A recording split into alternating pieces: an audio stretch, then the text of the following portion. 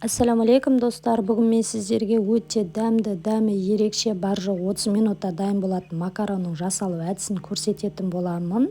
Менің видеоларыма лайк басып, менің каналыма тіркеле жүріңіздер, рахмет. Енді тамағымызға кірісейік. Отқа табамызды қойып, аз мөлшерде ғана май құйып аламыз. Майды көп құймаңыздар, себебі біз сыр және сливки құятын боламыз макаронымызға. Алдын ала осылай ұсақтап туралған тауық етін қызарғанша қуырып аламыз.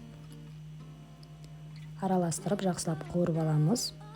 Одан кейін пияз және стручковый фасоль саламыз. Егер стручковый фасоль болмаса, басқа ингредиентпен ауыстырсаңыз болады. Мысалға, болгар бұрышымен ауыстыруға болады. Бұрыш саламыз.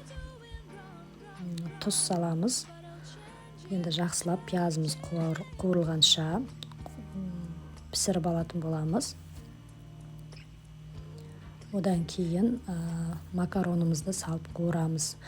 Енді қанша су құятыныңыз макаронның сортына байланысты. Менде из твердых сортов дейді ғой, то есть менде тез піспейтін қатты сортынан алдым. Сондықтан мен суды көбірек 250 граммдай құямын. Егер макароныңыз тез пісетін болса, онда суды өзіңіз есептейсіз.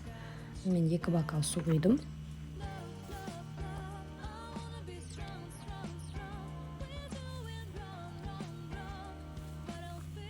Екі бокал суымызды құйып, одан кейін алдын ала үкіштен өткізілген бір қызанақ саламыз. Араластырып алғаннан кейін 10% сливки құятын боламыз. Шамаменен 100-120 грамм шамасында құямыз. Сливкимізді құйдық.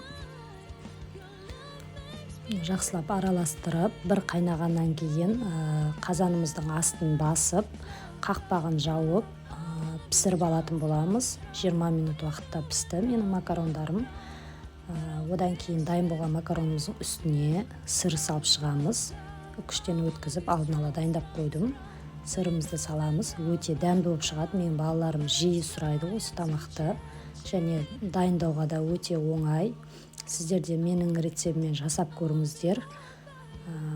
Менің каналыма жазылып, мені қолдай жүріңіздер. Рахмет, ас болсын.